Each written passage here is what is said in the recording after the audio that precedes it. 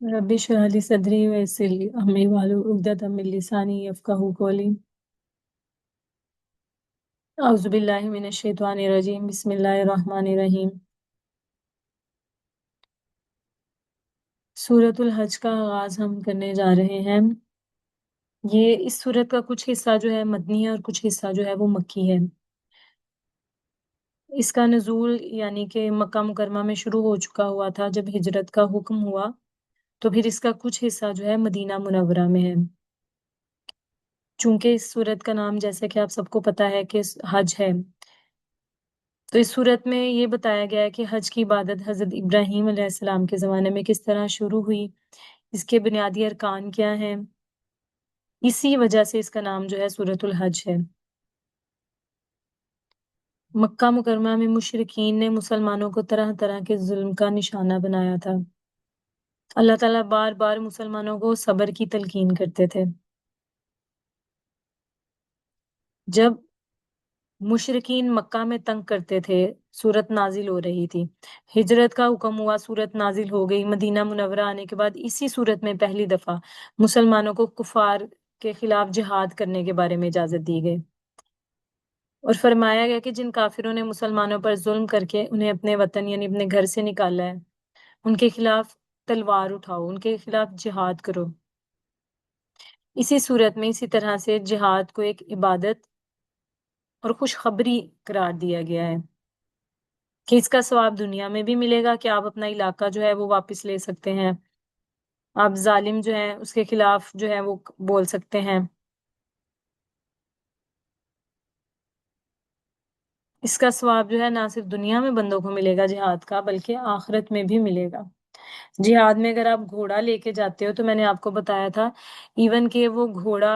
उसका भी आपको सवाब मिलेगा जिसको आप सुधाते हैं। और बेहतरीन घोड़ा कहते हैं कौन सा है कि जो जिहाद के लिए जाता है। इस्लाम के कुछ बुनियादी अकायद के बारे में भी इसमें बताया गया है, क़यामत की होलनाकियों के बारे में बताया गया है। सूरत का आगाज करते हैं। औज़ु बिल्लाहि मिनश शैतानिर रजीम। बिस्मिल्लाहिर रहमानिर रहीम। या अय्युहन्नासु इत्तक़ू रब्बकुम इन्न ज़लज़लतस्साअ। ऐ लोगो तुम सब डरो अपने रब से, बेशक क़यामत का ज़लज़ला शैउन अज़ीम, एक चीज बहुत बड़ी है।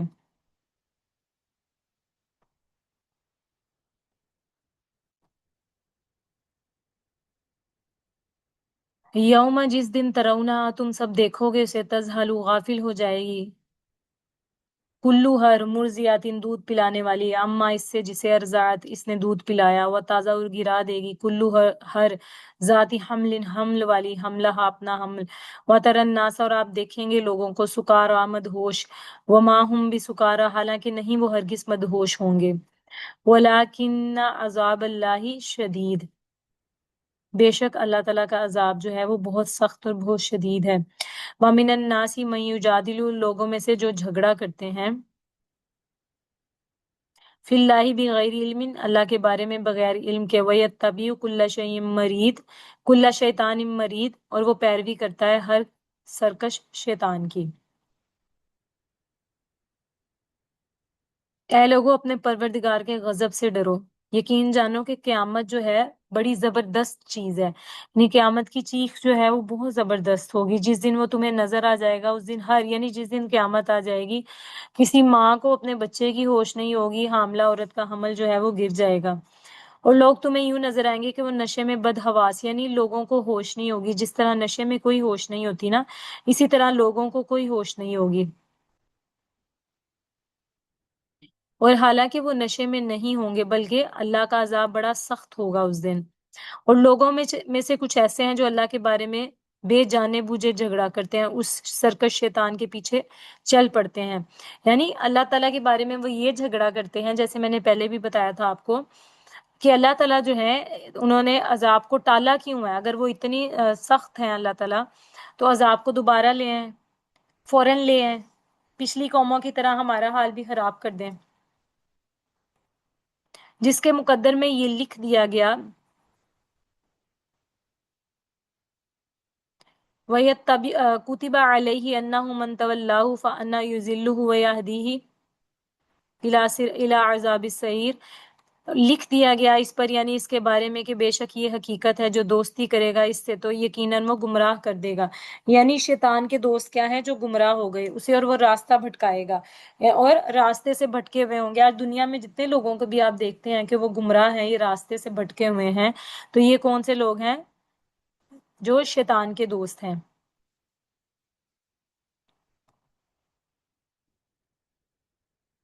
تو ہمیں یہ دیکھنا چاہیے کہ کیا ہم اللہ تعالیٰ کے دوست ہیں؟ جو ہم کام کر رہے ہیں، آیا کہ یہ اللہ تعالیٰ کو خوش کرنے والے کام ہے کہ اللہ تعالیٰ کو ناراض کرنے والے کام ہے؟ اور جو لوگ اللہ کو نہیں جانتے، یعنی اللہ تعالیٰ کے فیصلوں کے بارے میں، اللہ تعالیٰ کے کاموں کے بارے میں، اللہ تعالیٰ کی صفات کے بارے میں عجیب قسم کے سوال کرتے ہیں اور شیطان کے پیچھے لگ جاتے ہیں، یعنی اللہ کے فیصلے، اللہ کے حکامات کو چھوڑ کر کس کی بات مانتے ہیں؟ شیطان کی بات مانتے ہیں۔ یہ سمجھ لیں کہ شیطان کی بات ماننے کا مطلب یہ ہے کہ وہ اپنے نفس کی پیروی کرتے ہیں۔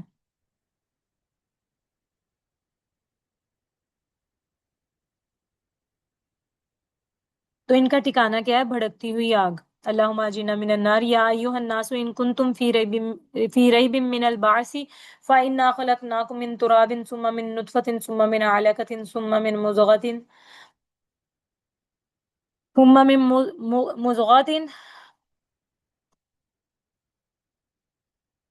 وغیر مخلقة لنبین لکم ونقر فی الارحام ما نشاء إلى أجل مسمى ثم نخرجكم طفلا ثم لتبلغوا أشدكم ومنكم من يتوفى ومنكم من يرد إلى أرذل الأمور لكي لا يعلم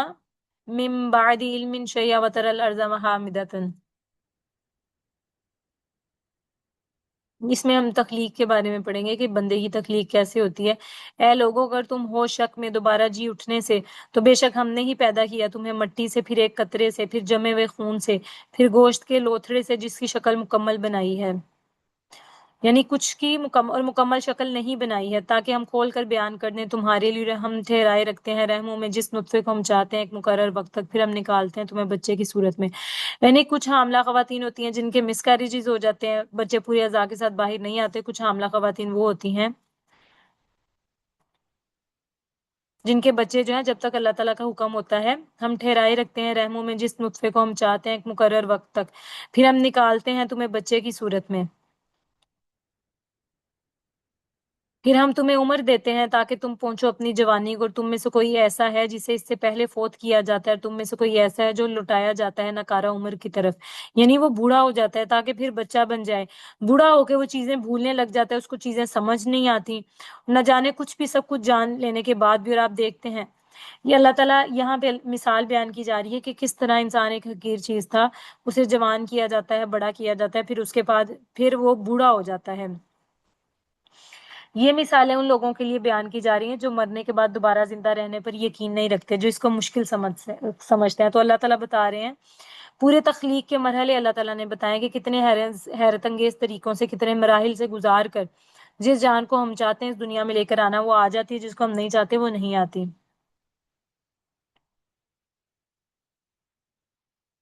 جب بندہ بڑھاپے کی طرف چلا جاتا ہے تو ناسمجھی کی باتیں شروع کر دیتا ہے۔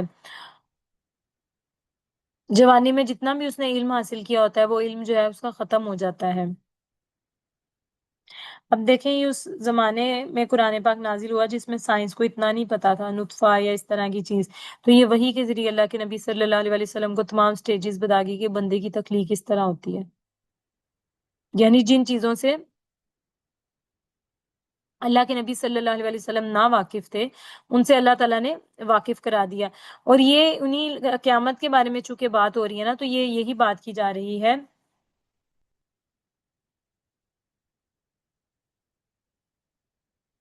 کہ جس طرح اللہ تعالیٰ نے پہلی دفعہ تم لوگوں کو پیدا کیا ہے، قیامت میں اللہ تعالیٰ دوسری دفعہ بھی تم لوگوں کو پیدا کرے گا۔ اور ماں جو ہے اپنے بچے کو دیکھے نہیں چھوڑتی، لیکن قیامت کی ہولناکی ایسی ہولناکی ہوگی کہ ماں بھی اپنے بچے کو چھوڑ دے گی، اس ٹائم پہ دودھ پلا رہی ہوگی تو وہ چھوڑ دے گی۔ دوسری مثال کیا ہے کہ پہلی مثال یہ ہے کہ ایک نطفے کے ذریعے سے، یہ غور و فکر کی مثال ہے نا کہ ایک نطفے کے ذریعے سے اللہ تعالیٰ کس طرح انسان کو بناتے ہیں، اور بندہ جس میں اتنی اکڑ ہوتی ہے پھر وہ بڑھاپے کی طرف چلا جاتا ہے۔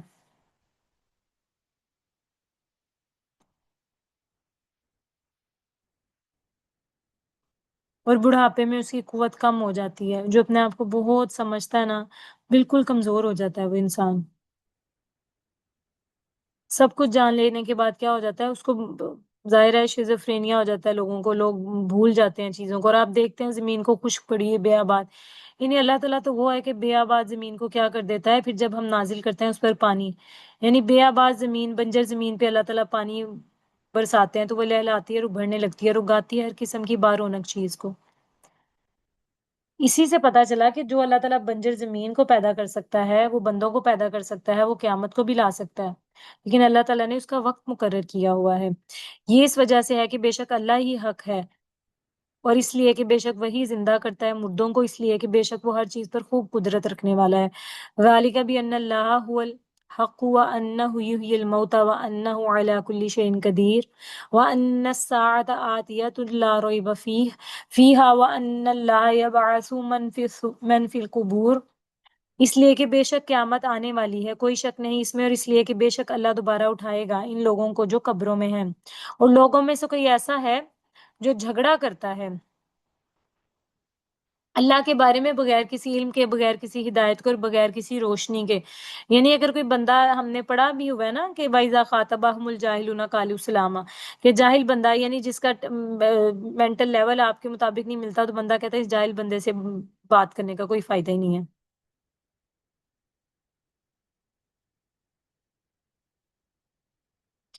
تو وہ لوگ جو اللہ تعالیٰ پہ بھروسہ نہیں رکھتے، جن کو اللہ تعالیٰ کا آئیڈیا نہیں کہ اللہ تعالیٰ کی ذات جو ہے وہ کتنی بڑی ذات ہے،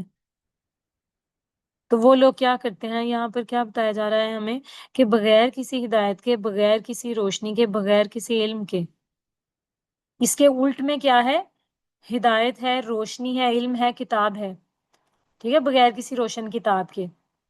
وہ بندہ جو ہے اللہ تعالیٰ کے بارے میں جھگڑا کرتا ہے. یعنی اس کے پاس کوئی لوجک نہیں ہوتا، صرف اس کی ضد ہوتی ہے بنی اسرائیل کی طرح. ثانیہ اطفیہ لیضل عن سبیل اللہ لہ فی الدنیا خزی ونذیقہ یوم القیامۃ عذاب الحریق. اس حال میں کہ موڑنے والا ہوتا ہے اپنا پہلو تاکہ وہ گمراہ کرے اللہ کے راستے سے، اس کے لیے دنیا میں رسوائی، اور ہم چکھائیں گے اسے قیامت کے دن جلانے والی یعنی آگ کا عذاب. یہ اس وجہ سے ہے جو آگے بھیجا تیرے ہاتھوں نے، اور یہ کہ بے شک اللہ ہرگز نہیں ہے ظلم کرنے والا بندوں پر. دیکھیں کتنی خوبصورت آیت ہے کہ بندہ جو ہے اپنے کرم کی وجہ سے بندہ پاتا ہے جو پاتا ہے. اور لوگوں میں سے کوئی ایسا ہے جو عبادت کرتا ہے اللہ کی ایک کنارے پر، پھر اگر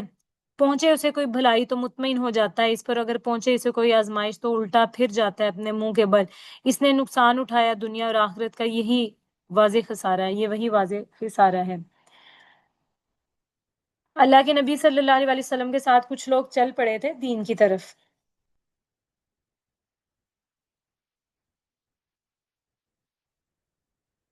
لیکن جب انہوں نے دیکھا کہ بہت زیادہ مشکلات آ رہی ہیں تو وہ دین سے پھر گئی، یعنی وہ منافق لوگ تھے. اور یہ جو کہا جاتا ہے کہ ان لوگوں کو روشن کتاب نہیں دی گئی جو اللہ تعالیٰ کے بارے میں جھگڑا کرتے ہیں، تو یہ ایسے ہی لوگ ہیں کہ جن کو جو قرآن ان کی طرف نازل کیا گیا اس کے ذریعے سے نہیں پڑھتے. اللہ سبحانہ و تعالیٰ کا تعارف جو ہے وہ قرآن کے ذریعے ہی حاصل ہوتا ہے بندے کو. اگر کوئی بندہ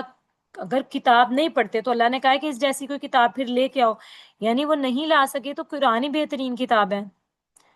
اور اللہ کے نبی صلی اللہ علیہ وسلم کے ذریعے یہ ہم تک پہنچا ہے. اللہ کے نبی صلی اللہ علیہ وسلم کے ذریعے ہمیں پتہ چلا کہ ہمارا رب کون ہے. جیسی پہلی امتوں پر ان کے پیغمبر آتے رہے، یہ لوگ اللہ تعالیٰ کی توحید کے بارے میں شک کرنے لگتے ہیں، قیامت کے بارے میں شک کرنے لگتے ہیں. پھر ایسے لوگ جو دین کی مشکلات کو دیکھ کر پھر جاتے ہیں، اس کا یہ نقصان ہوتا ہے کہ اس کو دیکھ کر اور لوگ بھی پھر سکتے ہیں. ایمان والے تو نہیں لیکن کمزور ایمان والے، اسی لیے کمزور ایمان والوں کے لیے یہ بات کہی گئی ہے کہ اگر کسی بندے کا ایمان کمزور ہونا تو کوئی بھی کنٹیجیس ڈیزیز ہوتی نہیں ہے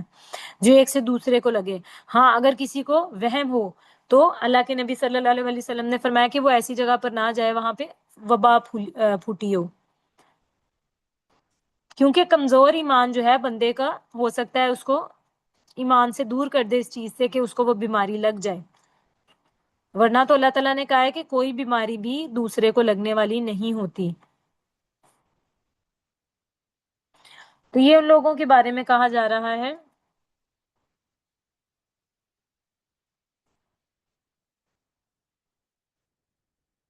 کہ جنہوں نے خسارے کا سودا کیا. دنیا میں کوئی بھی بندہ خسارے کا سودا کرنا چاہتا ہے، ہر بندہ 10 دکانیں پھر لے گا اور سوچے گا اور کہے گا کہ سب سے نفع مند چیز جو ہے نا مجھے مل جائے.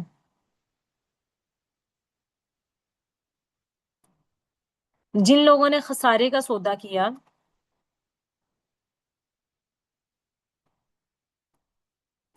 ان لوگوں نے دنیا کو خرید لیا اور آخرت کو بیچ دیا، اس روشن کتاب کو چھوڑ دیا.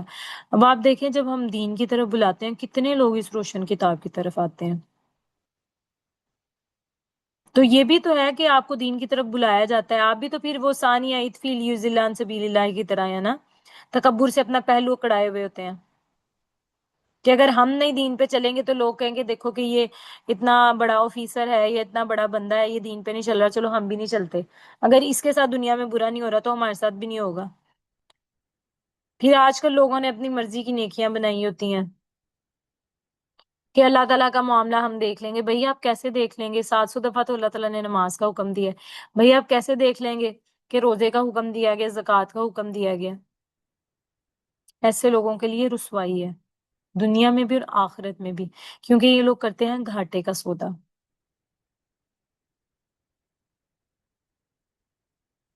تو بندے کو دیکھنا چاہیے کہ بندہ آگے کیا بھیج رہا ہے اور کیا نہیں بھیج رہا.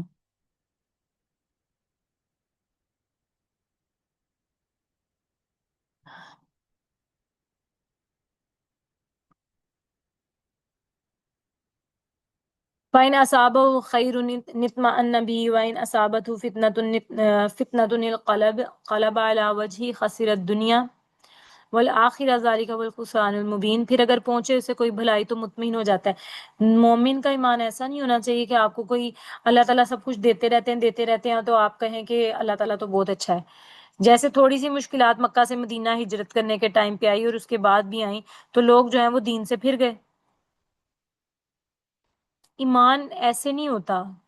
کہ دین پہ تھوڑی دیر کے لیے قائم رہے، جب حالات اچھے ہوئے پھر دین سے پھر گئے جب تھوڑا سا امتحان ہوا.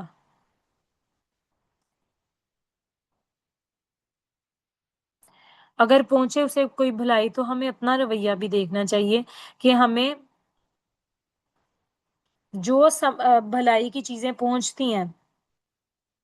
کیا ہم صرف تب اللہ تعالیٰ سے خوش ہوتے ہیں؟ تو پھر تو ہمارا رویہ یہ ٹھیک نہیں ہے.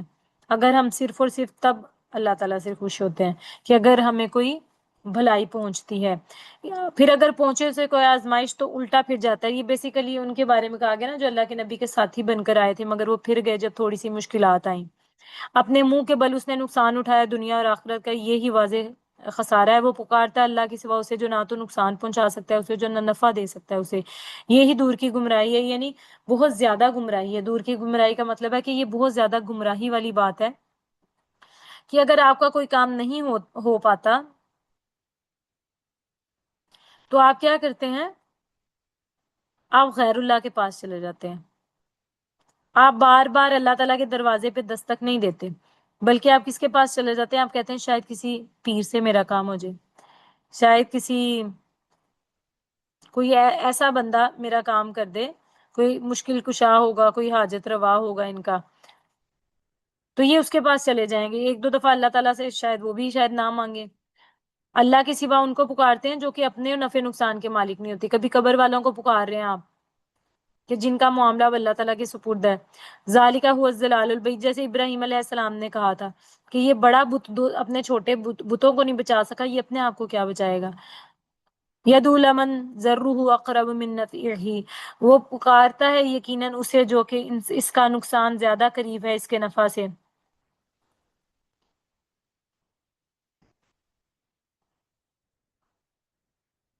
بلا شبہ وہ برا دوست اور بہت یقیناً برا ساتھی ہے.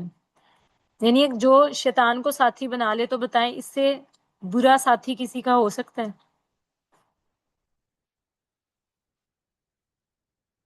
یہ جھوٹے خدا نہ ہی کسی کے دوست ہیں، نہ ہی یہ مددگار بنانے کے لائق ہیں، نہ یہ ساتھی بنانے کے لائق ہیں. لہٰذا ان بتوں سے امیدیں لگانا حماقت کے سوا کچھ بھی نہیں ہوتا.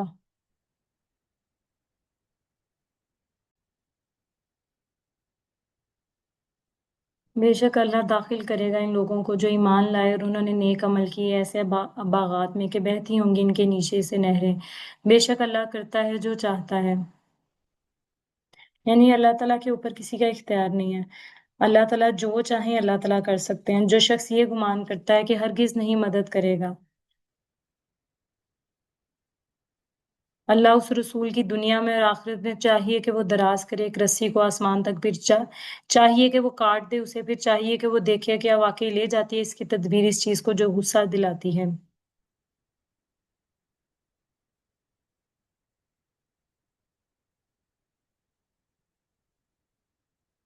یہاں پر اس کی اگر ہم ڈیٹیل تشریح اگر کریں تو اس کا لب لباب یہ بنتا ہے کہ اگر بے شک بندہ غصے میں آ کر،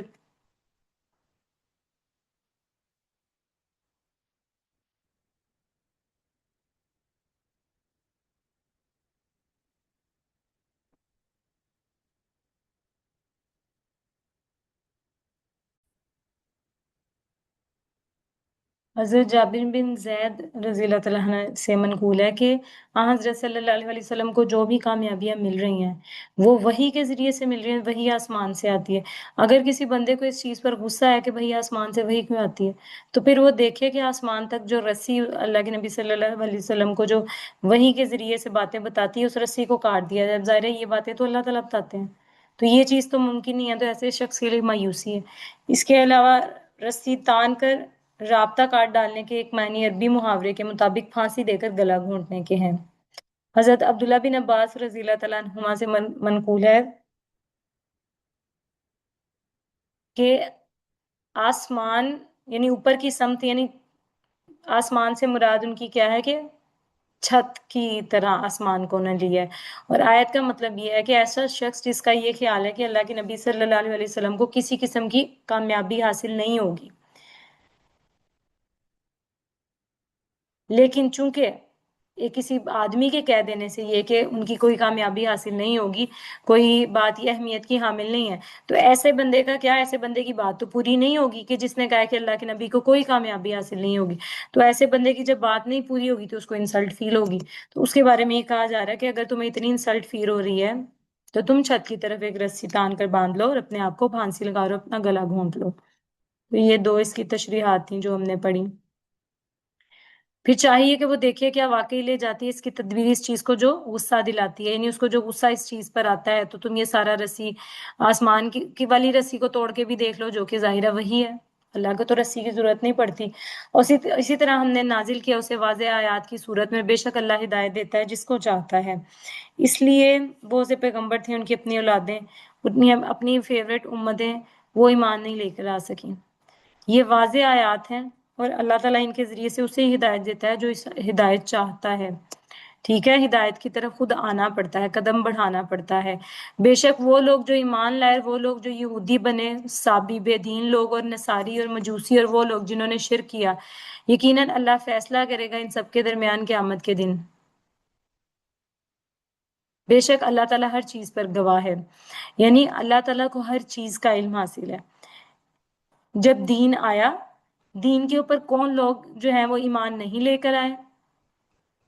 کون لوگ جو ہیں وہ ایمان لے کر آئے، کن لوگوں نے شرک کیا، قیامت کے دن اللہ تعالیٰ سب کے درمیان فیصلہ کر دے گا۔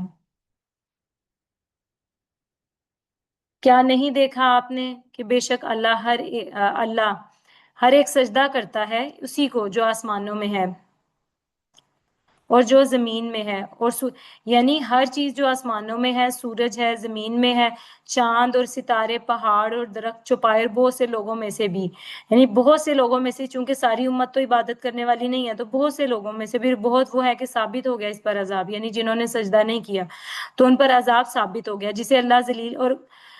بہت وہ ہیں کہ ثابت ہو گیا اس پر عذاب، اور جسے اللہ ذلیل کرے تو نہیں کوئی اس کو عزت دینے والا۔ تو دنیا میں بھی یہی سوچنا چاہیے، جس کو اللہ عزت دے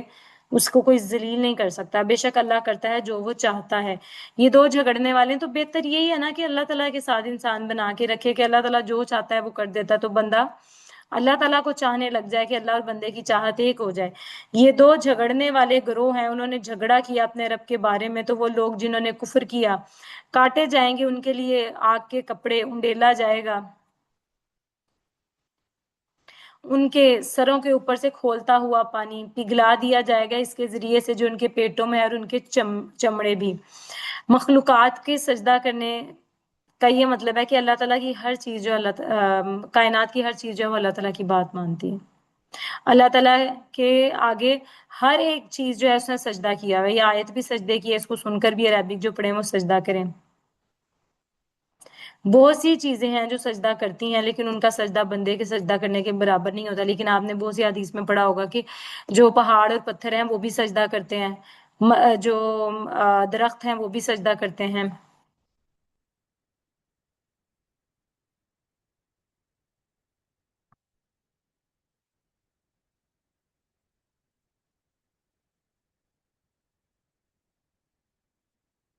پھر یہاں پر بتایا جا رہا ہے کہ کفار کے ساتھ کیا معاملہ ہوگا، کہ جب جہنم میں ڈالے جائیں گے تو ان کے پیٹ کی جو چربی ہے وہ پگھل جائے گی، ان کے چمڑے جو ہیں، چمڑے یعنی ان کی جو کھال ہے وہ اتر جائے گی، پھر دوبارہ ان کی جلدیں ان کے اوپر ڈالی جائیں گی، کیونکہ سائنس یہ کہتی ہے کہ جب آپ کی جلد آپ کے اوپر ہے نا، جیسے کسی کو برن ہو جاتا ہے کہ بندہ جل جاتا ہے، تو جب اس کی جلد نہیں نا اوپر رہتی ناؤز باللہ، تو نیچے والے اس کو کوئی چیز پین نہیں دیتی، جب تک جلد ہوتی ہے بندے کو پین ہوتی ہے۔ اسی طرح سوئی جب اندر جلد کے جا رہی ہوتی ہے پین ہوتی ہے انجیکشن کے ٹائم پہ، جب اندر چلی جاتی ہے اس ٹائم پین نہیں ہوتی۔ تو ان کی چمڑی، ان کی کھال جو ہے دوبارہ ان کے اوپر ڈالی جائے گی، پھر سروں کے اوپر کھولتا ہوا پانی ڈالا جائے گا، جو ان کے لیے ہتھوڑے ہوں گے، لوہے کے ہتھوڑے ہوں گے، جن سے ان کے نعوذ باللہ استغفر اللہ اللہم اجرنا من النار،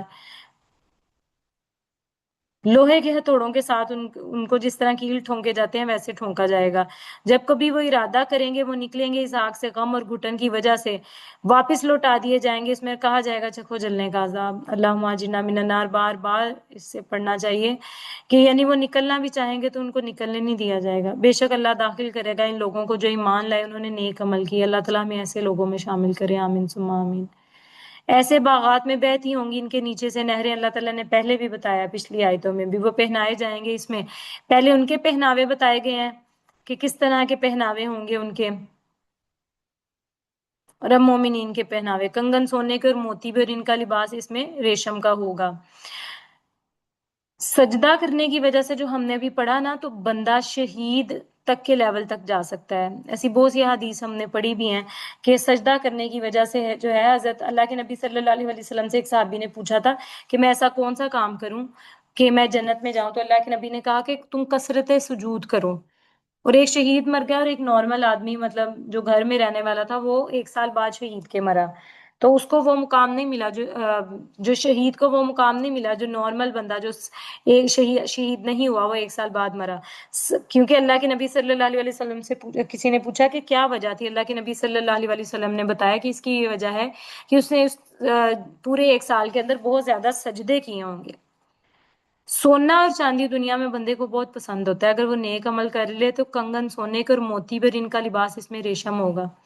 یعنی اس طرح کی چیزیں بندے کو پہنائی جائیں گی، اور وہ ہدایت دیے گئے دنیا میں پاکیزہ بات توحید کی طرف، اور وہ ہدایت دیے گئے تعریفوں والے رب کے رستے کی طرف، یعنی ان بندوں وہ ہدایت یافتہ لوگ تھے نا،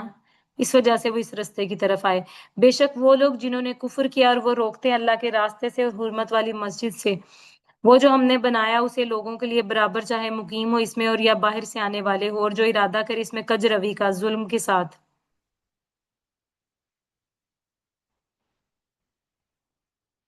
تو ہم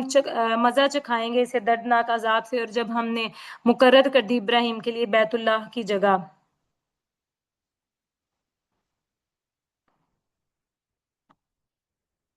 اچھا، مسجد حرام اور اس کے ارد گرد کے جو مقامات ہیں جہاں حج کے تمام افعال جو ہیں وہ بندہ کرتا ہے، اللہ تعالیٰ نے کہا یہ کسی کی ملکیت نہیں ہے، کسی شخص کی ملکیت نہیں ہے، دنیا کے سارے مسلمان وہاں آ کر رہ سکتے ہیں، کوئی کسی کو روک نہیں سکتا۔ اسی طرح ہی جو کج روی کرتے ہیں ان کے لیے گناہ جو ہے وہ ڈبل ہے، جس طرح حج میں ثواب جو ہے وہ ڈبل ہو جاتا ہے، اسی طرح اللہ کے نبی صلی اللہ علیہ وسلم کے صحابہ سے منقول ہے کہ وہاں پر گناہ بھی ڈبل ہو جاتے ہیں۔ جس طرح بیت اللہ جو ہے پہلے ایک دفعہ ختم ہو گیا تھا بیت اللہ، پھر دوبارہ بنایا گیا، اسی کی ذکر کیا جا رہا ہے کہ جب ہم نے مقرر کر دی ابراہیم کے لیے بیت اللہ کی جگہ، کہ جہاں پر وہ پہلے منہدم کیا ایک دفعہ ہو چکا ہوا تھا، دوبارہ پھر اللہ تعالیٰ نے حکم دیا اسے بناؤ، اور اسے حکم دیا کہ نہ تو شریک ٹھہرا میرے ساتھ کسی کو، اور تو پاک کر میرے گھر کو طواف کرنے والوں کے لیے، اللہ تشرک بی شیئا وطہر بیتی للطائفین والقائمین رکع سجود، اور قیام کرنے والوں، رکوع کرنے والوں اور سجدہ کرنے والوں کے لیے، یعنی کہ اس جگہ کو ایک تو آپ بیت اللہ بنائیں، پھر اس کو شرک سے پاک کریں، جو طواف کرنے والے لوگ آئیں ان کے لیے آپ یہ بیت اللہ بنائیں، ٹھیک ہے، قیام کرنے والوں کے لیے اور تو اعلان کر دے لوگوں میں حج کا، وہ آئیں گے تیرے پاس پیدل اور ہر دبلے پتلے اونٹ پر سوار ہو کر، وہ اونٹ آئیں گے ہر دور دراز راستے سے، تاکہ وہ حاضر ہوں اپنے دین اور دنیا کے فوائد میں، اور یعنی وہاں پر آپ کو پتا ہے کہ وہاں پہ دنیاوی کام بھی کیا جا سکتا ہے حج پہ جب آپ جاتے ہیں، لوگ بہت سی چیزیں بیچتے بھی ہیں، ہم نے شروع والی صورتوں میں پڑھا بھی ہوا ہے سورت باقرہ میں، تاکہ وہ حاضر ہوں اپنے دین اور دنیا کے فوائد میں، اور ذبح کے وقت وہ اللہ کے نام کا ذکر کریں، یعنی جس چیز کے اوپر بھی ذبح کیا جائے، جس کو اللہ تعالیٰ کا نام اگر اس کے اوپر نہیں پڑھا جاتا تو وہ چیز حرام ہو جاتی ہے، آپ کو نام ضرور پڑھنا ہوتا ہے کوئی بھی چیز ذبح کرتے ہوئے، اللہ تعالیٰ کا جو نام ہے اس کو یعنی اللہ اکبر یا بسم اللہ، اس طرح بسم اللہ پڑھ کے پڑھنا ہوتا ہے، کیونکہ حج کے ارکان میں سے ایک رکن ہوتا ہے کہ آپ نے قربانی کرنی ہوتی ہے۔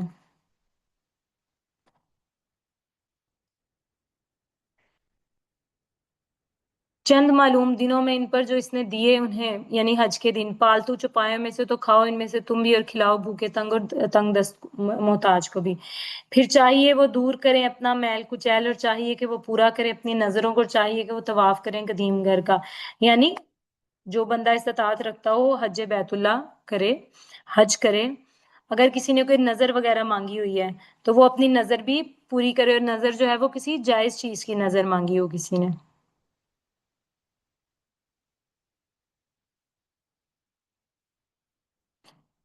بہت سے لوگ جو ہیں وہ پہلے اپنی طرف سے قربانی کرنے کی بھی نظر مان لیتے تھے، جیسے ابھی شرک کے طور پہ بہت سے لوگ مرغیاں ڈفرینٹ لوگوں کی قبروں پہ جا کے ذبح کر دیتے ہیں، تو یہ اس طرح پہلے لوگ جو ہیں وہ منت مانگ لیا کرتے تھے کہ ہماری منت ہے کہ ہم اپنی طرف سے بھی جانور ذبح کریں گے، ایک تو قربانی کا جانور ذبح کریں گے اور ایک اپنی طرف سے بھی قربانی کریں گے، تو یہ منت اگر کسی نے مانی ہو، کسی منت کی وجہ سے وہ کر رہا ہو، تو یہ منت جائز چیز کی جائز ہوتی ہے۔ پھر حج کے دوران جو ہے بندہ بال اور ناخن وغیرہ نہیں کاٹ سکتا، تو یہ وہ میل کچیل دور کرنے کی بات کی گئی ہے کہ حج اور قربانی وغیرہ سے فارغ ہونے کے بعد بندہ جو ہے اپنے ناخن کاٹ سکتا ہے، اپنے جسم کے بال جو ہیں ان کو دور کر سکتا ہے، تو یہ کہا جا رہا ہے کہ میل کچیل سے بندہ جو ہے وہ بچ جاتا ہے۔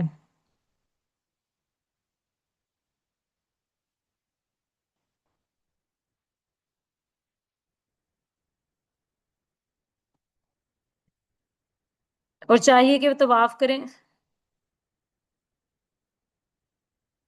اور چاہیے کہ وہ طواف کریں قدیم گھر کا، یہی ہمارا حکم ہے، جو تعظیم کرے اللہ کی حرمتوں کی، یعنی جو اللہ تعالیٰ نے حدود لگا دی ہوئی ہیں تو وہ بہتر ہے اس کے لیے، اس کے رب کے نزدیک، اور حلال کیے گئے تمہارے لیے چوپائے سوائے ان کے جو پڑھ کر سنائے جاتے ہیں، سورۃ انعام میں ہم نے یہ پڑھ چکے ہیں کہ کون سے چوپائے جو ہیں وہ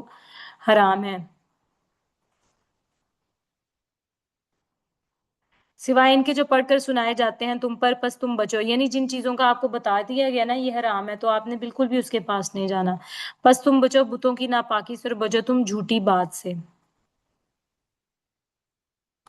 یکسو ہو کر اللہ کے لیے اس حال میں کہ نہیں وہ شریک ٹھہرانے والے اس کے ساتھ، اور جو شریک ٹھہرائے اللہ کے ساتھ تو گویا وہ گر پڑا آسمان سے، تو اچک لے جائیں اسے پرندے، یا گرا دیں اس کو ہوا کسی دور جگہ پر، یہی بات ہے، اور جو تعظیم کرتا ہے اللہ کی عظمت کی نشانیوں کی تو بے شک یہ دلوں کے تقوی میں سے ہے۔ اچھا، حج بیت اللہ جب بندہ کر رہا ہوتا ہے تو اس دوران جو ہے طواف بھی کیا جاتا ہے، جس کو طواف زیارت کہا جاتا ہے، یہ طواف عام طور پہ قربانی اور سر منڈانے کے بعد کیا جاتا ہے، اور یہ حج کا ایک اہم رکن بھی ہے۔ بیت اللہ کو یہاں پر بیت عتیق یعنی اللہ تعالیٰ کے گھر کو کہا گیا بیت عتیق، یعنی پرانا گھر،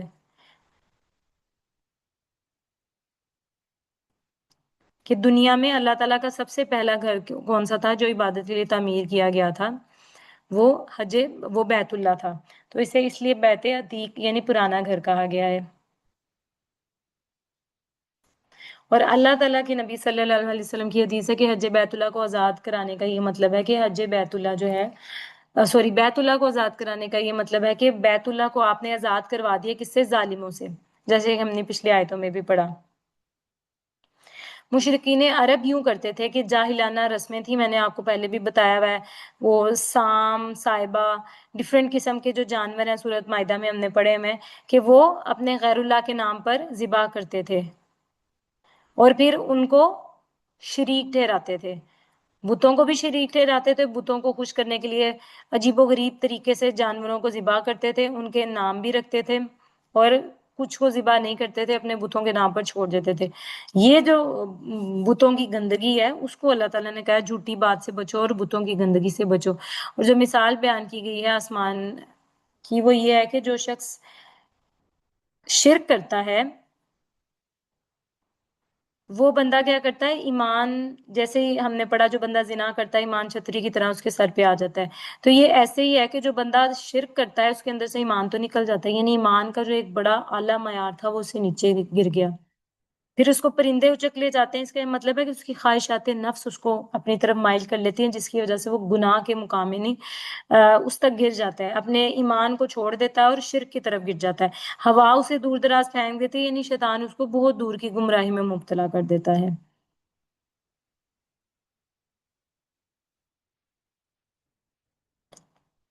یہی بات ہے جو تعظیم کرتا ہے اللہ کی عظمت کی نشانیوں کی، یعنی جو یہ شاعر اللہ ہے، یعنی اللہ تعالیٰ نے جو بھی جن کو دیکھ کر خانہ کعبہ کے اندر اللہ تعالیٰ کی وہ علامتیں اللہ تعالیٰ کی یاد آ جاتی ہے، جیسے جمرات کو کنکر مارنا، مزدلفہ، یہ ساری چیزیں جو ہیں یہ اللہ تعالیٰ کی عظمت بیان کرتی ہیں۔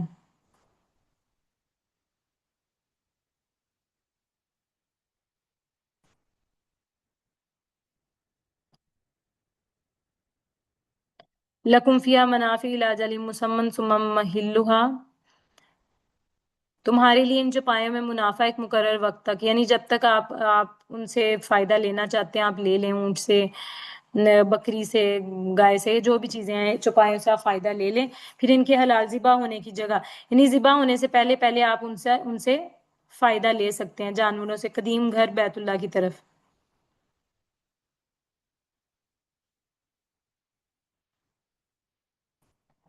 جب تک جانور کو آپ نے حج کی قربانی کے لیے خاص نہیں کر لیا ہوتا، اس سے پہلے تک اس پر سواری بھی کر سکتے ہیں آپ، اس کا دودھ بھی پی سکتے ہیں، اس کی اون بھی استعمال کر سکتے ہیں،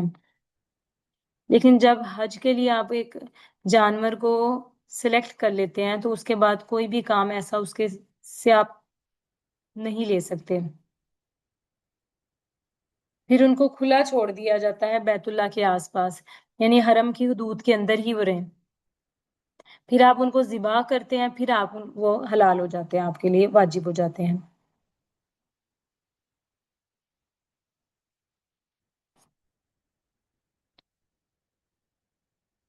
ہر امت کے لیے ہم نے مقرر کی ہے قربانی، تاکہ وہ ذکر کریں اللہ کے نام کا ان پر جو اس نے دیے انہیں پالتو چوپایوں میں سے، یعنی آپ یہ دیکھیں ورنہ بہت سے مذاہب میں اس طرح جانور ذبح کر دیے جاتے ہیں، لیکن جس طرح ہم فائدہ لیتے ہیں ان سے، ہم قربانی حاصل کرتے ہیں، قربانی کا ثواب حاصل کرتے ہیں، اللہ تعالیٰ کہتے ہیں میرے پاس اس کا خون نہیں پہنچتا، اس کا گوشت نہیں پہنچتا، میرے پاس تمہارا تقویٰ پہنچتا ہے۔ تو پالتو چوپایوں میں سے پس تمہارا معبود ایک معبود ہے، تو اسی کے فرما بردار ہو، یعنی تمہارا اللہ تعالیٰ صرف ایک اللہ ہے، ایک معبود ہے، ایک ہے۔ جو خوشخبری سنا دیجیے عاجزی کرنے والوں کو، جو لوگ جب ذکر کیا جائے اللہ کا ڈر جاتے ہیں، ان کے دل اور صبر کرنے والے اس تکلیف پر جو پہنچے انہیں نماز قائم کرنے والے ہیں،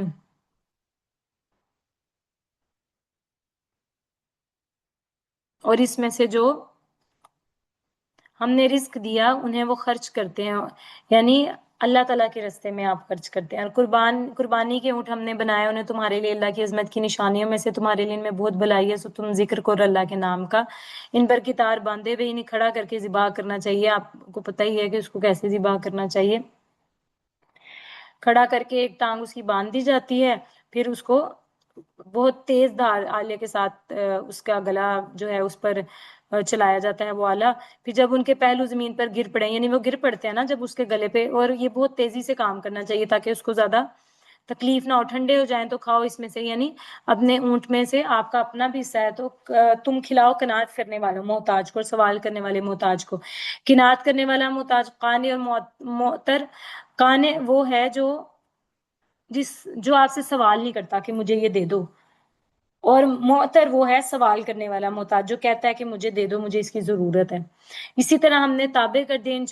چپایوں کو تمہارے لیے تاکہ تم شکر کرو، یعنی اللہ تعالیٰ اگر نہ حکم دیتے تو یہ جانوروں کی آپ سواریاں نہ کر سکتے جن کے اوپر آپ سوار ہوتے ہیں۔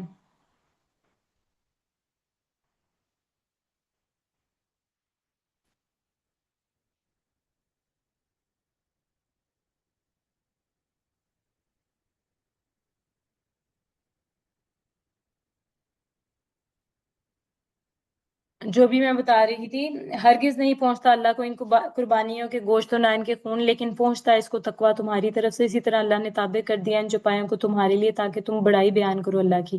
اس پر کہ اس نے ہدایت دی تمہیں، اور خوشخبری سنا دیجئے نیکی کرنے والوں کی۔ یعنی اگر اللہ تعالیٰ نے آپ کو ہدایت دے دی ہے تو آپ اپنی پرائڈ میں نہ آ جائیں، اللہ تعالیٰ کی بڑائی اور اللہ تعالیٰ کی تسبیح بیان کرتے رہیں، اور اللہ تعالیٰ کے حکم سے ہوا، پہاڑ اور یہ ساری چیزیں آپ ان سے فائدہ لے سکتے ہیں، پانی سے آپ فائدہ لے سکتے ہیں، پانی کے اندر رہنے والی مچھلیوں سے آپ فائدہ لے سکتے ہیں، ان چوپایوں سے آپ فائدہ لے سکتے ہیں، اس کو مسخر کیا اللہ تعالیٰ نے۔ ان اللہ یدافع عن الذین آمنوا ان اللہ لا یحب کل خوان کفور، بے شک اللہ دور کرتا ہے دشمنوں کو ان لوگوں سے جو ایمان لائے، بے شک اللہ پسند نہیں کرتا ہر بڑے خائن خیانت کرنے والے کو اور بہت زیادہ ناشکری کرنے والے کو۔ اور اجازت دے دی گئی ہے مقابلہ کرنے کی ان لوگوں کو جن سے جنگ کی جاتی ہے، یعنی اب جہاد کا ذکر کیا جا رہا ہے اس وجہ سے کہ بے شک وہ ظلم کیے گئے ہیں، یعنی 13 سال مکہ میں ظلم کیا گیا ہے مسلمانوں کے اوپر، بے شک اللہ ان کی مدد پر یقیناً خوب قادر ہے۔ تو اللہ تعالیٰ نے ان کو پہلے ہی بتا دیا کہ میں آپ کی مدد کروں گا، آپ کو کامیابی ہوگی، تو بڑی خوش خبری کی بات تھی مسلمانوں کے لیے۔ شروع میں دیکھیں اللہ تعالیٰ نے صبر کرنے کا کہا، زندگی میں بھی یوں بندے کو صبر کرنا چاہیے۔ اب اللہ تعالیٰ اس آیت میں تسلی دے رہے ہیں بندے کو کہ صبر کا مرحلہ جو ہے وہ ختم ہو گیا، اب تمہارا وقت آ گیا۔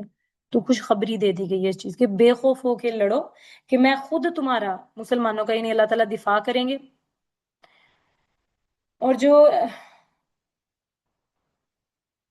مکہ کے لوگ ہیں جن سے آپ نے جھگڑا کرنا ہے، لڑائی کرنی ہے، جنگ ہونی ہے جن سے، وہ دغا باز اور ناشکرے لوگ ہیں۔ اللہ تعالیٰ کو ان جنرل بھی ناشکرے لوگ نہیں پسند۔ اللہ تعالیٰ کہتے ہیں آپ میرا شکر ادا کریں میں آپ کو زیادہ دوں گا۔ اللہ تعالیٰ پھر ایسے ناشکروں کے خلاف اللہ تعالیٰ بندے کی مدد کرتا ہے۔ 13 سال کے ظلم برداشت کرنے کے بعد دیکھیں مسلمان کتنے خوش ہوں گے کہ ہر زیادتی کا اللہ تعالیٰ خود بدلہ لیں گے۔ تو بہت دفعہ آپ کو بھی زندگی میں بہت دفعہ صبر کرنا پڑ جاتا ہے، تو یقینی طور پہ جس طرح اللہ تعالیٰ نے یہاں اپنے بندوں کی مدد کی، اللہ تعالیٰ اپنے بندوں کی مدد ضرور کریں گے، اس دنیا میں بھی، آپ کی بھی، جو صبر کرنے والے ہیں سارے۔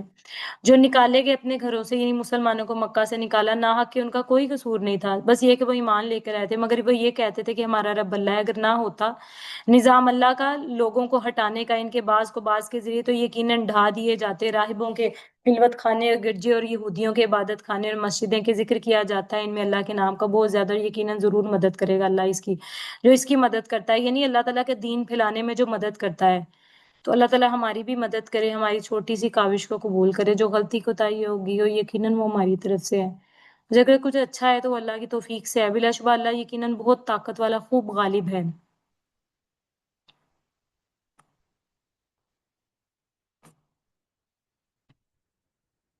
تو یہاں پر جہاد کی حکمت بیان کی گئی ہے کہ جتنے انبیاء کرام علیہ السلام جو ہیں دنیا میں آئے تھے اپنے وقت میں، انہوں نے اللہ تعالیٰ کی عبادت کی تعلیم دی تھی، اور اس کے لیے عبادت گاہیں بھی بنائی تھیں، جن عبادت گاہوں کو عربک میں سومیا اور بیع کہا جاتا ہے۔ حضرت موسیٰ علیہ السلام کے جو پیروکار تھے انہوں نے یہ عبادت گاہیں بنائی تھیں، اور جو موسیٰ علیہ السلام کے پیروکار تھے نہیں بنی اسرائیل تھے، ان کی جو عبادت گاہ ان کو صلوات کہا جاتا ہے۔ مسلمانوں کی جو عبادت گاہیں آپ کو پتہ ہے کہ اس کو مسجد کہا جاتا ہے۔ جو لوگ آسمانی مذاہب کے خلاف تھے نا، وہ ان عبادت گاہوں کو مٹانے کے در پہ تھے، جن کی بات ابھی ہم نے اس آیت میں پڑھی۔ اگر ان کے خلاف جہاد کی اللہ تعالیٰ اجازت نہ دیتے تو یہ سارے کے سارے عبادت خانے جو ہیں وہ تباہ ہو جاتے ہیں۔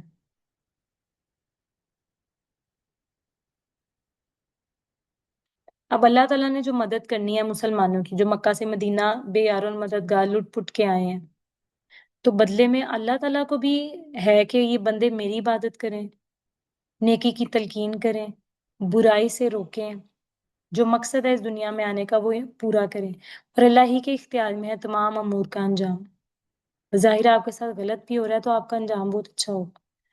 تو آپ نماز قائم کریں، ادا کریں زکوٰۃ، حکم دیں نیکی کا اور روکیں برائی سے۔ یہ کہا مکہ سے مدینہ ہجرت کرنے والوں کو کہی، لیکن یہ ہمیں بھی کہا جا رہا ہے۔ آپ چاہتے ہیں آپ کا انجام اچھا ہو، نماز پڑھیں، زکوٰۃ دیں، نیکی کا حکم دیں، برائی سے روکیں، کم از کم یہ کریں، کم از کم، اگر کچھ آپ نہیں بھی کر سکتے۔ اگر وہ جھٹلائیں آپ کو تو یقیناً جھٹلایا ان سے پہلے قوم نوح اور عاد اور سمود نے، ہم پڑھ چکے سورۃ الانبیاء میں، قوم ابراہیم اور قوم لوط نے اور مدین والوں نے بھی جھٹلائے کہ موسیٰ بھی علیہ السلام بھی۔ تو میں نے مہلت دی کافروں کو، اللہ نے کہا میں نے تب بھی، میں نے پکڑا نہیں تو کیسا تھا میرا عذاب، پھر میں نے پکڑا انہیں، سوری، تو کیسا تھا میرا عذاب، یعنی اللہ تعالیٰ نے ان کو پکڑا، کچھ عرصہ مہلت دی، پھر جو ان کے انجام ہوا آپ نے دیکھا، تلپٹ کر دی گئیں ان کی بستیاں، اوپر سے نیچے الٹا پلٹا دی گئیں، ان کی شکلیں مسخ کر دی گئیں، پھر کتنی ہی بستیاں کہ ہم نے ہلاک کر دیں، اس حال میں کہ وہ ظالم تھیں، بس وہ گری ہوئی ہیں اپنی چھتوں پر جیسے میں نے آپ کو بتایا، اور کتنے ہی ناکارہ پڑے ہوئے کنویں ہیں اور کتنے ہی مضبوط محل ویران پڑے ہوئے ہیں۔ تو بندے کو ان چیزوں کی تمنا نہیں کرنی چاہیے، تو عبرت کے نشان بنا دیے جاتے ہیں بعد میں، رہ جانے والی تو نیکی ہی ہے۔ پھر کیا نہیں یہ چلے پھرے زمین میں،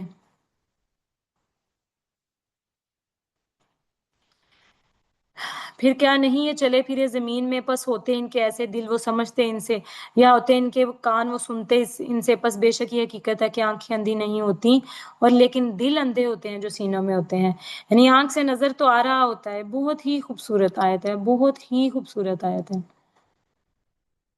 کانوں سے سنتے ہیں، آنکھوں سے دیکھتے بھی ہیں، عمل نہیں کرتے۔ شروع میں تو ہم نے یہ پڑھا نا کہ ان کا یہ حال ہوتا تھا کہ کیا کرتے تھے، کانوں میں انگلیاں ڈال لیتے تھے کہ یہ نہ ہو کہ محمد کا دین ہمیں ہپنوٹائز کر دے، کہ یہ دین تو ایسا ہے کہ یہ ہپنوٹائز کر دیتا ہے۔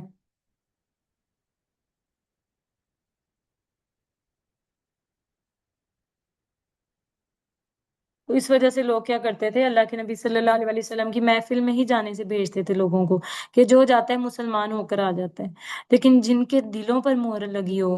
ہم نے پڑھا تھا نا کہ دل کچھ ہوتے ہیں پتھر سے بھی زیادہ سخت ہوتے ہیں، کہ پتھر میں بھی پانی پڑتا رہے تو وہ رس رس کے ٹوٹ جاتے ہیں، لیکن ایسے سخت دل ہیں کافروں کے کہ ایمان کی جتنی مرضی ضربے لگائیں وہ ٹوٹتے نہیں ہیں، پگھلتے نہیں ہیں۔ وہ جلدی طلب کرتے ہیں آپ سے عذاب کو اور ہرگز نہیں خلاف ورزی کرے گا اللہ اپنے وعدے کی، یعنی عذاب تو آئے گا،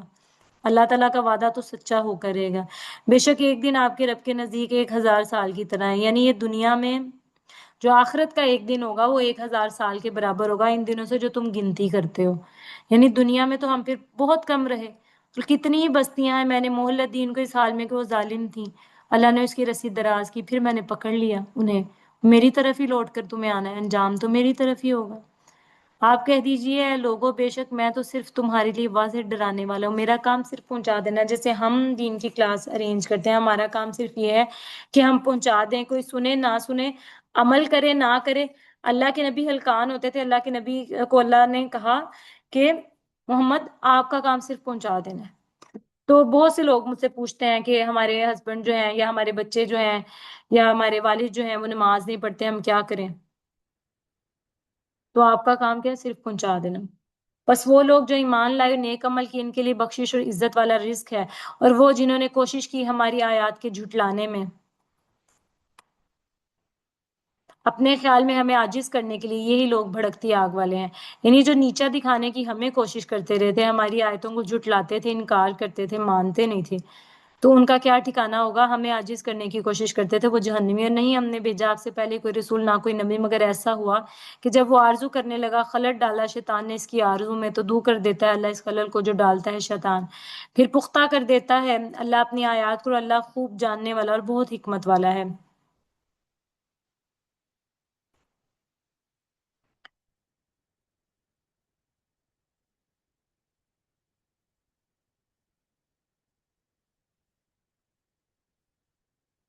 اللہ کے نبی صلی اللہ علیہ وسلم کو یہاں پر تسلی دی جا رہی ہے۔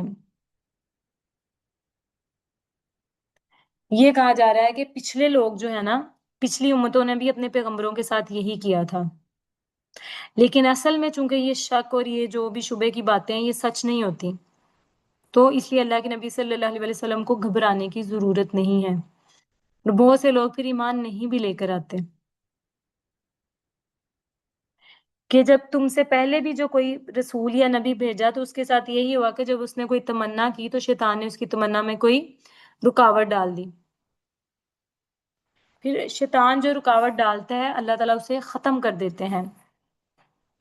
پھر اپنی آیتوں کو اور مضبوط کر دیتا ہے صورت میں۔ ایک مطلب تو وہ ہے کہ جو میں نے ابھی آپ کو بتایا ہے کہ اللہ کے نبی صلی اللہ علیہ وسلم کو تسلی دی گئی ہے کہ ٹھیک ہے، شیطان نے پہلے بھی بہت سے طریقوں سے روکنے کی کوشش کی ہے، انجام ان لوگوں کا برا ہی ہوا ہے، جو بھی دین کے اندر کجی نکالنے کی کوشش کرتے تھے، اللہ تعالیٰ کی ذات کے بارے میں ان کے اس طرح کے سوالات تھے، تو وہ اللہ تعالیٰ ان کو دور کر دیتا ہے، یعنی ان کے اوپر عذاب بھی آ جاتا ہے، اللہ تعالیٰ اپنی نشانیاں بھی بعض دفعہ دکھا دیتے ہیں۔ تو بہت سے نبی جنہوں نے اپنی قوم کی اصلاح کے لیے کسی بات کی خواہش کی، تمنا کی، شروع میں شیطان جو ہے اس میں رکاوٹ ڈال دیتا ہے، لیکن ایٹ دی اینڈ اللہ تعالیٰ جو ہے اپنی آیتوں کے ذریعے سے اپنے پیغمبر جو ہیں ان کی اللہ تعالیٰ مدد کرتے ہیں، جیسے قرآن میں حضرت محمد صلی اللہ علیہ وسلم کو تسلی دی جا رہی ہے، اور شیطان کی رکاوٹ بھی انہی لوگوں پر عمل کرے گی کہ جن کے دلوں میں کجی ہے، جن کے دل ٹیڑے ہیں، جن کے دلوں میں روگ ہے کوئی، ایسے لوگ ہی جو ہیں وہ فتنے میں مبتلا ہونے والے ہیں۔ آزمائش بھی پھر جن کے دلوں میں، آزمائش کا ذریعہ ان لوگوں کے لیے جن کے دلوں میں بیماری، اور ان کے لیے جن کے دل سخت ہیں، یعنی دل دو طرح کے بتایا نا کہ بیماری والے دل ہیں اور سخت دل ہے، سخت دل کا تو کوئی علاج نہیں، بیماری جس میں نفاق کی بیماری ہو، منافقت کی بیماری ہو، شرک کی بیماری ہو، بے شک ظالم لوگ یقیناً دور کی مخالفت میں ہیں، یعنی بہت زیادہ شدید مخالفت میں ہیں، اور اس لیے بھی تاکہ جان لیں وہ لوگ جو علم دیے گئے کہ بے شک وہ حق ہے آپ کے رب کی طرف سے، تو وہ ایمان لائیں اس پر، پس جھک جائیں ان کے لیے ان کے دل، اور بے شک اللہ یقیناً ہدایت دینے والا ہے ان لوگوں کو جو ایمان لائے سیدھے راستے کی طرف۔ ایمان شرط ہے، پھر اس کے بعد جو ہے اللہ تعالیٰ بندے کو ہدایت کی طرف جیسے پکا ہدایت دے دیتے ہیں نا، تو جن لوگوں کے پاس ایمان ہی نہیں ہے وہ بھی ہماری ذمہ داری ہے، ہم ایسے لوگوں سے بھی تبلیغ کریں، یہ نہیں کہ صرف اپنے لوگوں کا ہی، ایسے لوگوں کے ساتھ مناظرہ تو نہیں، ایسے لوگوں کے بھی کوشچنس کے آنسر ہمیں آنے چاہیے جو ایتھزم کے لوگ ہیں یا جو ڈفرینٹ مذاہب کے لوگ ہیں، تاکہ پتہ چل سکے کہ جن کو قرآن دیا گیا ہے وہ حق پر رہنے والے لوگ ہیں، ہمیشہ رہیں گے وہ لوگ جنہوں نے کفر کیا شک میں اس قرآن سے، یعنی قرآن ان کے لیے ہدایت نہیں ہوگا جو شک کریں گے نا اپنے کفر کی وجہ سے، یہاں تک کہ آ جائے ان کے پاس قیامت آ جائے گی، پھر کیا فائدہ، ان پر عذاب بانج، یعنی بے برکت اور منحوس دن کا، پھر تو فرعون نے بھی اینڈ پہ احد احد کہہ دیا تھا، اس کا فائدہ تو کوئی نہ ہوا۔ تمام بادشاہی اس دن اللہ کی ہوگی، آخرت کے دن میں نے آپ کو کئی دفعہ حدیث بتائی ہوئی ہے کہ اللہ تعالیٰ روٹی کی طرح آسمان کو لپیٹ لیں اور کہیں گے میں ہوں بادشاہ، کہاں ہے دنیا کے بادشاہ جو دنیا میں خدا بنے پھرتے ہیں، تمام بادشاہی اس دن اللہ کی ہوگی، وہ فیصلہ فرمائے گا ان کے درمیان، تو وہ لوگ جو ایمان لائے اور انہوں نے نیک عمل کیے وہ نعمتوں کے باغ میں ہوں گے، اللہ تعالیٰ ہمیں ایسے لوگوں میں شامل کرے، آمین۔ اور وہ لوگ جنہوں نے کفر کیا، جھٹلایا ہماری آیات کو، تو وہی لوگ ہیں کہ ان کے لیے رسوا کرنے والا عذاب ہوگا، اور وہ لوگ جنہوں نے ہجرت کی اللہ کے راستے میں پھر قتل کر دیے گئے یا فوت ہو گئے، یقیناً ضرور رزق دے گا انہیں اللہ تعالیٰ اچھا، بے شک اللہ یقیناً وہ بہتر ہے سب رزق دینے والوں میں سے۔ جیسے رزق کی جو ہیں بہت سی قسمیں ہوتی ہیں،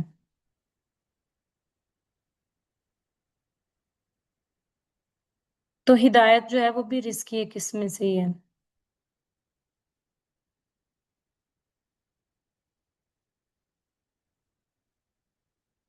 تو یہاں پر یہی کہا جا رہا ہے کہ اگر آپ کو کسی بھی قسم کا رزق اللہ تعالیٰ چاہیے،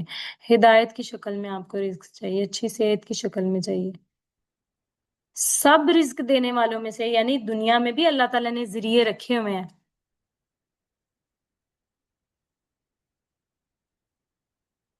دنیا میں بھی اللہ تعالیٰ نے ایسے لوگ رکھے ہوئے ہیں جن کے ذریعے، جیسے باپ جو ہے وہ اپنے بچوں کو رزق دینے والا ہے، شوہر جو ہے وہ اپنی بیوی کو رزق دینے والا ہے، بوسٹ جو ہے وہ بھی کہ کہیں نہ کہیں ایک رزق دینے کا وہ ذریعہ بن جاتا ہے، لیکن الٹیمیٹ رازق کون ہے؟ اللہ تعالیٰ کی ذات ہے۔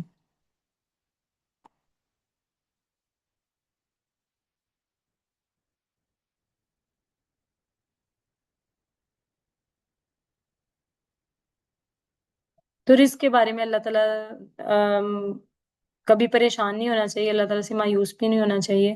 کہ اللہ تعالیٰ سب سے بہتر رزق دینے والا ہے۔ اگر آپ کو نہیں مل رہا تو آپ کے لیے اچھا نہیں ہوگا رزق کبھی۔ اور وہ لوگ جنہوں نے ہجرت کی اللہ کے راستے میں، پھر قتل کر دیے گئے، یعنی انہوں نے ہجرت کی، ایک تو مکہ سے مدینہ ہجرت کرنے والے آپ سب کو پتہ ہے کہ بلا حساب کے ساتھ جنت میں جائیں گے۔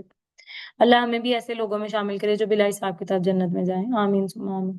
ہجرت کی اللہ کے راستے میں، پھر قتل کر دیے گئے یا فوت ہو گئے، تو کیا ہوگا؟ جیسے شہید کو رزق ملتا جاتا ہے، تو ان لوگوں کو بھی اللہ تعالیٰ رزق دیتے رہیں گے، ضرور بھی ضرور وہ داخل کرے گا انہیں ایسے مقام ہے کہ وہ پسند کریں گے اسے، یعنی ان کا بڑا اچھا مقام ہوگا کہ جو ہجرت کرتے ہوئے فوت ہو گئے۔ بے شک یقیناً اللہ خوب علم رکھنے والا، بہت بردبار ہے۔ اللہ خود حلیم ہے، اللہ تعالیٰ کو حلیمی ہی پسند ہے۔ بردباری اللہ تعالیٰ کی طرف سے اور جلد بازی شیطان کی طرف سے۔ یہ بات اللہ تعالیٰ کے ہاں طے ہو چکی، اور جو بدلہ لے اس کی مثل جو زیادتی کی گئی ہے اس کے ساتھ پھر زیادتی کی گئی اس پر، یقیناً اللہ ضرور اس کی مدد کرے گا۔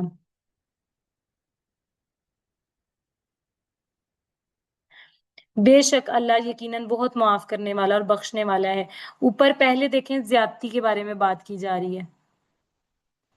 میں نے کئی دفعہ یہ حدیث بھی بیان کیا کہ حضرت عائشہ رضی اللہ تعالیٰ عنہما کو اللہ کے نبی صلی اللہ علیہ وسلم نے کہا، جب وہ کوس رہی تھی ہار چرانے والے، کیونکہ عائشہ بس اب جتنا اس نے تمہارے ساتھ زیادتی کی تم نے اتنا اس کو کوس لیا، اب جتنا کرو گی تم اس کا گناہ کم کرو گی۔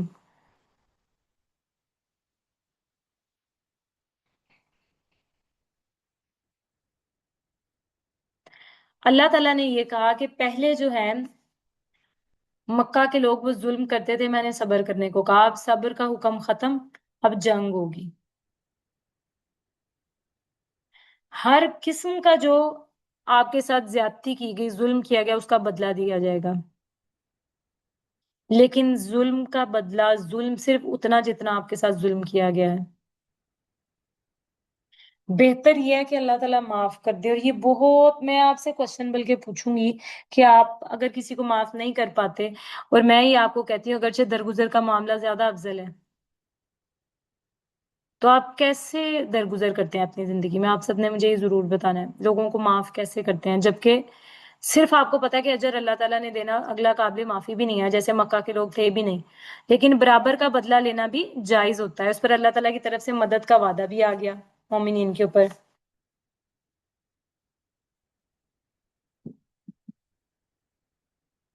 اب اگر مکہ کے لوگوں کو حکم دیا گیا کہ تم سوری مدینہ مکہ سے مدینہ جو ہجرت کر گئے ان کو حکم دیا گیا کہ آپ بدلہ لیں، پھر اگر آپ کے ساتھ پھر یہ زیادتی کریں گے تو اللہ تعالیٰ کہتے ہیں کہ آئی ول مینج، میں ان سے لڑوں گا۔ یہ اس وجہ سے ہے کہ بے شک اللہ داخل کرتا ہے رات کو دن میں اور داخل کرتا ہے دن کو رات میں، تو یہ کہ اتنی بڑی دلیل ہے اگر کوئی دیکھنا چاہے تو، کہ کس طرح رات اور دن ایک ترتیب کے ساتھ آ رہے ہیں۔ بے شک خوب سننے والا، خوب دیکھنے والا، کوئی چیز ادھر سے ادھر نہیں ہوتی اللہ کے حکم کے بغیر۔ دن نے کبھی نہیں کہا میں رات سے پہلے آؤں گا یا رات کے بعد آؤں گا، جو اس کی ترتیب ہے اسی کے تحت وہ آتا ہے۔ یہ اس وجہ سے کہ بے شک اللہ ہی حق ہے، اور اس لیے کہ بے شک جسے یہ پکارتے ہیں اس کے سوا وہی باطل ہے، اور اس لیے کہ بے شک اللہ ہی سب سے بہت بڑا ہے اللہ تعالیٰ۔ یعنی کہ جو میں تمہاری مدد کروں گا، اللہ تعالیٰ کہہ رہے ہیں، اس لیے کہ میرے لیے کوئی کام مشکل نہیں ہے، میرے لیے کام بہت آسان ہے۔ موسم میں بدلتا ہوں، پہاڑوں کو میخیں میں نے بنایا، ٹھیک ہے، ذرا برابر بھی نظام کائنات ادھر سے ادھر نہیں ہوتا، چاند سورج کی گردش کو دیکھ لیں، موسموں کے حال کو دیکھ لیں، کوئی بھی ایسی چیز دیکھ لیں تو بالادستی کس کی؟ اللہ تعالیٰ کی ذات کی۔ اللہ تعالیٰ خوب باریک بین ہے، خبیر خبر، وہ جو نازک سی چیز آپ کے دل کے نہا خانوں میں بھی چبھ رہی ہے نا، اللہ کو وہ بھی پتا ہے، کیونکہ اللہ تعالیٰ بہت باریک بین ہے۔ اسی کا ہے جو آسمانوں میں ہے اور جو زمین میں ہے، پتہ نہیں کون خدا بنے پھرتے ہیں بڑی بڑی پوسٹ پہ بیٹھ کے، بڑے بڑے عہدوں پہ بیٹھ کے، بڑے بڑے بینک بیلنس رکھ کے۔ اللہ کہتے ہیں اسی کا ہے جو آسمانوں میں اور جو زمین میں، بے شک اللہ یقیناً وہی ہے۔ اللہ کو کسی کی پرواہ نہیں ہے، بہت تعریف والا ہے۔ تعریف کا حق کس کو؟ اللہ تعالیٰ کو۔ بے پرواہ اللہ تعالیٰ کی ذات ہے، ہمیں اللہ کی پرواہ کرنی چاہیے، ہم پرواہ کریں گے تو ہمارے کام بنیں گے۔ کیا نہیں دیکھا آپ نے کہ بے شک اللہ نے تابع کر دیا تمہارے لیے جو کچھ زمین میں ہے، تسلی دے رہے ہیں کہ میں نے تمہارے لیے کشتیاں جو چلتی ہیں سمندر میں اس کے حکم سے وہ تھامے رکھتا ہے آسمان کو کہ آسمان نیچے نہیں گرتا، پانی تمہیں ڈبو نہیں دیتا، تو میں تمہارا پروردگار ہوں، میں تمہیں فتح دوں گا زندگی میں۔ آپ لوگ جو مجھے سن رہے ہیں ان کی زندگی میں کچھ مکہ کے لوگوں کی طرح کے لوگ ہوں گے، ابھی آپ لوگوں کو صبر کا حکم ہوگا، بہت جلد اللہ کہیں گے آگے بڑھو، میں تمہاری مدد کروں گا، اور اگر کوئی تمہاری زیادتی کرے تو میں کھڑا ہوں۔ تو ابھی یہ ٹائم ہے آپ کے صبر کرنے کا۔ اللہ بتا رہے ہیں کہ بھائی تسلی رکھو، میں تمہیں کشتی میں ڈوبنے نہیں دیتا، آسمان کو گرنے نہیں دیتا زمین پر، مگر اس کے حکم سے بے شک اللہ لوگوں پر یقیناً بہت شفقت کرنے والا، رحم کرنے والا۔ اللہ تعالیٰ کہتے ہیں کہ تم بھول کی جاتے ہو، میں بہت شفقت کرنے والا، بہت رحم کرنے والا ہوں۔ اللہ وہ ہے جس نے زندگی دی تمہیں، پھر وہ موت دے گا تمہیں، پھر وہ دوبارہ زندہ کرے گا تمہیں۔ بے شک انسان بہت ناشکر ہے، ناشکرے سے بات شروع کی پھر وہاں ہی آ گئی کہ میں نے اتنی ساری نشانیاں تمہارے لیے کیوں بیان کی ہیں، تاکہ تم مکہ کے لوگوں سے ڈر جاؤ، تاکہ دنیا کے لوگوں سے تم ڈر جاؤ، تم شکر ادا کرو۔ میں نے پہلے بھی تمہیں پیدا کیا، میں دوبارہ بھی تمہیں پیدا کر دوں گا۔ یہ حساب کتاب قیامت کے دن ڈیل ہو جائے گا سارا کچھ، تو پریشانی کس چیز کی ہے؟ ہر جو کہ ہمیشہ کی زندگی ہے، ہر امت کے لیے ہم نے مقرر کیا ہے عبادت کا طریقہ، وہ عبادت کرنے والے ہیں اسی طریقے سے، پس نہ وہ ہرگز جھگڑا کریں آپ سے اس معاملے میں، اور آپ دعوت دیں اپنے رب کی طرف، بلا شبہ آپ یقیناً سیدھے راستے پر ہیں۔ یعنی آپ کو جو دعوت، جو عبادت کا طریقہ سکھایا گیا، ہر امت کو اللہ تعالیٰ نے ڈیفرنٹ طریقہ سکھایا گیا۔ پچھلی امتوں کو ڈیفرنٹ طریقوں سے عبادت کرنا سکھایا گیا، ہماری امت کو ڈیفرنٹ طریقوں سے عبادت کرنا سکھایا گیا۔ تو اللہ تعالیٰ نے کہا جو لوگ اعتراض کرتے ہیں نا آپ کی عبادت کرنے کے طریقے پہ، اور ان کو یہ نہیں پتا کہ پہلے لوگوں کی عبادت ڈیفرنٹ ہوتی تھی اب کے لوگوں کی عبادت سے، حکم جب آ جائے تو یہ نہیں پوچھتے کیا کیسے، اللہ نے حکم دے دیا آپ مانیں۔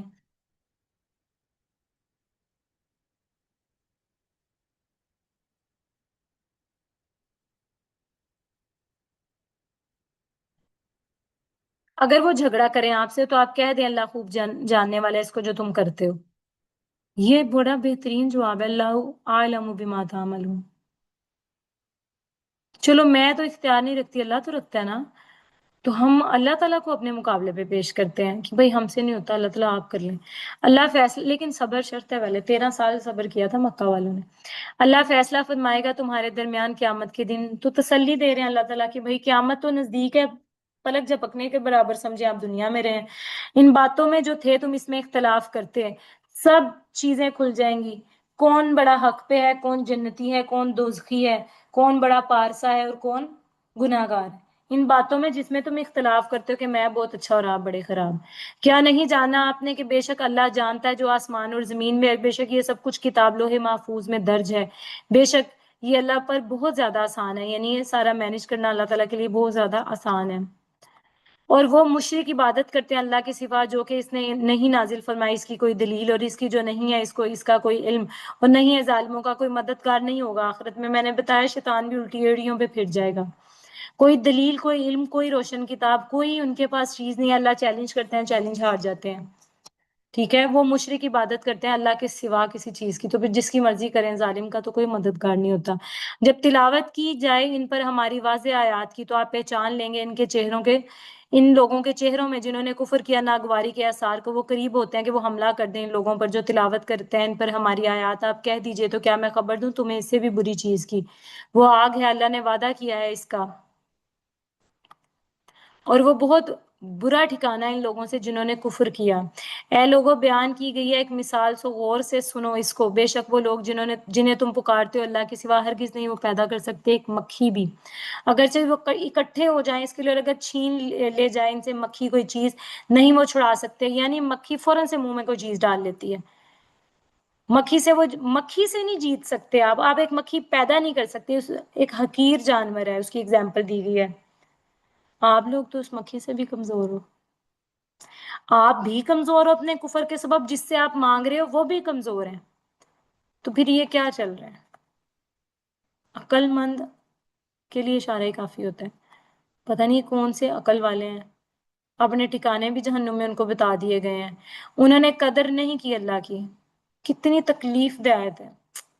اللہ تعالیٰ ہمیں اللہ تعالیٰ کا حق ادا کرنے کی توفیق عطا فرمائے، آمین ثم آمین۔ جس طرح اللہ تعالیٰ کی قدر ہے ہم اس طرح کر تو نہیں سکتے، لیکن ہم ایک بھونڈی سی کوشش تو کر سکتے ہیں نا کہ اللہ تعالیٰ ہماری مدد کرے، تھوڑا بہت ہی کہ ہم اللہ تعالیٰ کا حق ادا کر سکیں۔ بہت تکلیف ہوتی ہے یہ آیت پڑھ کے، انہوں نے حق نہیں ادا کیا اللہ کا،